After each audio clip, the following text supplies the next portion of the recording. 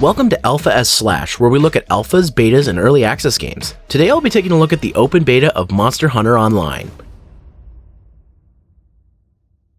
Now before we get started, let me be clear here. There is no legitimate way to play this game outside of Japan or China. So in order for me to have played, captured footage, and well, review the game, I had to jump through some hoops. Be forewarned. Doing so caused a lot of bloatware to be installed on my PC, to the point where removing it made me lose certain functionalities in Windows 7, including the ability to open with. Just keep that in mind if you're not somewhat tech savvy. Now I was okay with all this because I was going to be clean installing Windows 10 after recording the footage anyways, so no big deal. Sorry to derail the review here right at the start, but I want you all to understand what you're getting into. With that said, let's dive in. Monster Hunter Online is the latest in the Frontier series of the Monster Hunter franchise. The big developments this time is that it's been developed using CryEngine 3, and that it was revealed to be released for PC, PS3, and Wii U internationally. Yes, that's right, a Frontier game outside of Japan. And while the game is still in beta only in Japan and China at this point, the game is not only graphical leaps above the previous entries in the series, but will no longer be exclusive to just Japan, even if China is the only other region confirmed.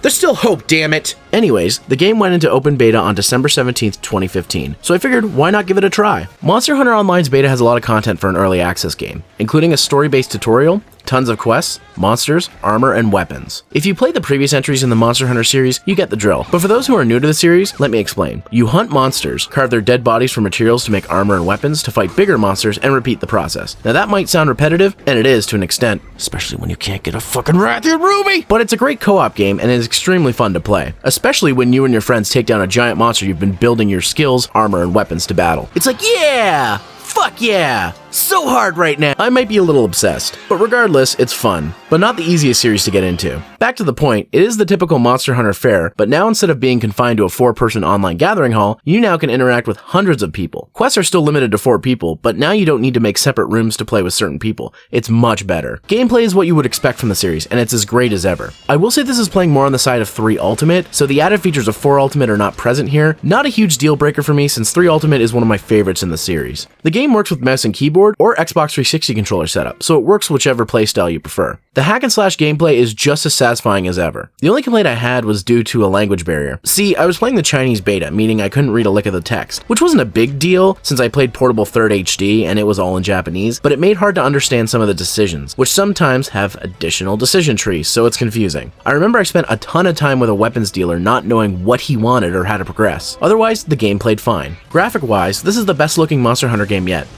You'll have to take my word for it, as I don't have a strong graphics card, so it may look simplified here. That being said, I was able to run the game at 1080p 60 frames per second with little to no drop frames. Even at a simpler graphics mode, this game looks great when compared to the previous games in the series. Monster Hunter has never been a series known for its graphics, so having the backing of a powerful graphics engine like CryEngine 3 is a much welcome change. Things are much more detailed and it looks great. The sound and music is what you would expect. Sound effects for slashing, cutting, stabbing, and shooting are all satisfying, while monster sounds are as menacing as ever.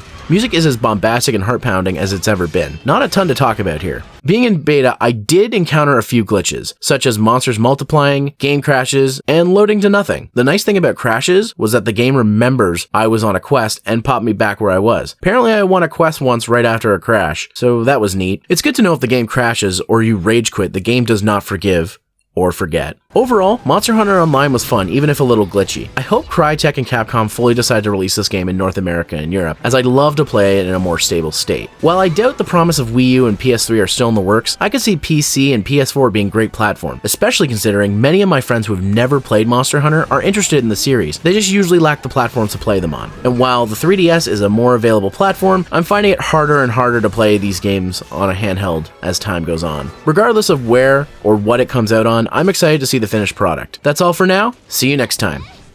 Seriously, Capcom, put this on the PS4 and bring this to North America. We'll buy it.